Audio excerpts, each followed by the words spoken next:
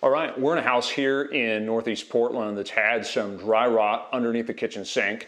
This is where the kitchen sink used to be, and we're going to talk a little bit about how to deal with dry rot and what to do if you have some in your home. We call it dry rot often because it's discovered quite a while after it's actively been wet, or it's spread a long ways, and so some areas aren't actively wet. So it's not always wet, but one of the biggest things to do is as soon as you figure out that you've got some rot issues going on in your house, get a professional contractor involved and your insurance company. If you wait a long period of time to get either one of those involved, say you call your insurance company, they come out, they cut you a check, and then you 6, 8, 12 months later hire a contractor, or vice versa, sometimes it's hard to get reimbursed for the full amount of the insurance money that you really should get to get it fully repaired. So let me tell you a little bit about what's going on right here. It looks like at some point in the past, somebody came in from probably underneath the kitchen cabinet and repaired some of this. You see this was rotted out to there. This base plate is still really rotten out. You can see, I can just jab the screwdriver right through it. If I can, pick it apart with my fingers or a screwdriver, it is quite bad and needs to be scraped out. So this needs replaced, this needs replaced. These need to not be attached like this. They need to be sistered up through.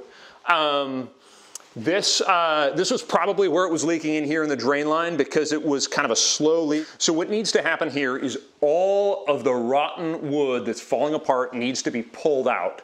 So it needs to be cut out, needs to be scraped out. You can see here, these are your floor joists. They're structural members.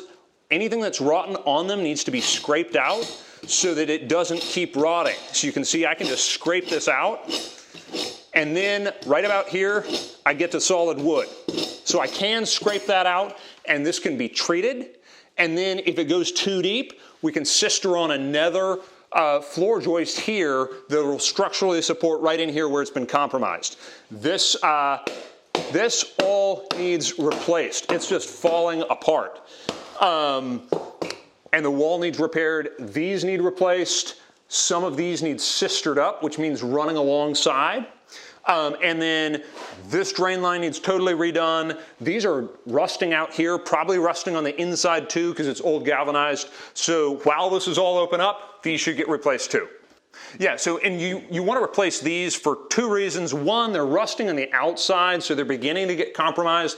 They're also old galvanized pipes that, because they have water continually running through them, they're rusting closed from the inside. So whenever I open up a wall and I've got galvanized pipe running through it, it's time to replace it. It's not that expensive, it's not that difficult because it's already open. You just have to run a pipe from here, straight up through here, and then you're not gonna have the problems with these pipes in the future. All right, I hope that was helpful. If you found it helpful, go ahead and subscribe to our channel. We're gonna be doing more of these type of videos here coming up in 2020. And if you have questions, you have feedback, you want videos about other topics, go ahead and make comments below. I will be responding to those and hope to be helpful.